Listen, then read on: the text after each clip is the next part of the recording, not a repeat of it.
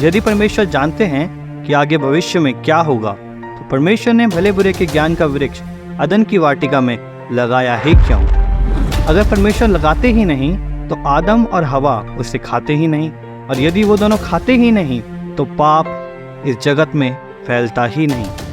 यह सवाल आज बहुत से लोगों के मन में रहता है, तो आइए इस पर थोड़ी चर्चा करें। हिंदी बाइबल स्टोरी में आपका स्वागत है। यदि आपको वीडियो पसंद आए तो लाइक, कमेंट, शेयर ज़रूर करें और ऐसे ही वीडियोस के लिए चैनल को सब्सक्राइब करना ना भूलें। परमेश्वर की इच्छा यह थी ही नहीं कि पाप जगत में फैले। जैसे उत्पत्ति 2 उसके 16 और 17 आयत में लिखा, यहोवा परमेश्वर ने आदम को यह आज्ञा दी, तू वाटिका के सब वृक्षों का फल बिना खटके खा सकता है, पर भले या बुरे के ज्ञान का जो वृक्ष है उसका फल तू कभी ना खाना, क्योंकि जिस दिन तू उसका फल खाएगा उसी दिन अवश्य मर जाएगा।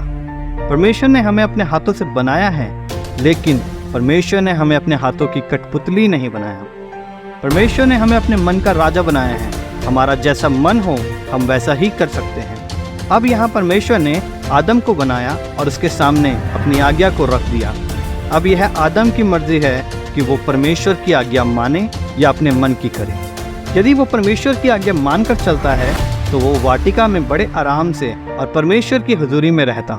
लेकिन अब परमेश्वर की आज्ञा को वह कितना मानता है, यह पूरा उसके मन पर निर्भर करता है। आगे जैसे लिखा उत्पत्ति 3 उसकी 6 में कि हवा ने फल खाया और उसके पति को भी खिलाया। परमेश्वर की आज्ञा को वो भूल बैठे और दोनों ने उसी फल को खाया जिसे खाने से परमेश्वर ने उन्हें मना किया था। अब जैसा हमारा सवाल था कि परमेश्वर ने उसे लगाया ही क्यों, तो दोस्तों परमेश्वर ने उस अदन की वाटिका की जिम्मेदारी ही आदम को दी थी।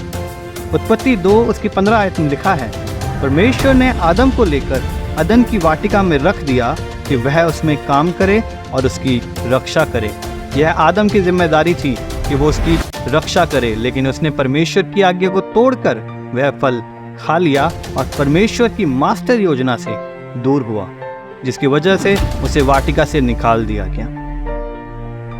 इसी रीति से परमेश्वर ने हमें भी अपनी आज्ञा दी है। अब ये हमारे ऊपर है कि हम उन आज्ञाओं को मानकर परमेश्वर की हुजूरी में चलें और आशीषों के साथ अपनी जिंदगी बिताएं, या परमेश्वर की आज्ञा टालकर अपनी मर्जी से चलें और परमेश्वर की आशीषों से वंचित रहें। परमेश्वर हर एक को आशीष देना चाहता है ताकि हम सब उसकी हुजूरी में रहें और आनंद के साथ जीवन बिताएं। लेकिन जैसे आदम के पास 2 मार्ग थे, पहला परमेश्वर की आज्ञा मानना या दूसरी परमेश्वर की आज्ञा टाल देना, उसी तरह हमारे पास भी यही 2 मार्ग हैं। अब यह हमारी मर्जी है कि हम किस मार्ग पर चलना चाहते हैं।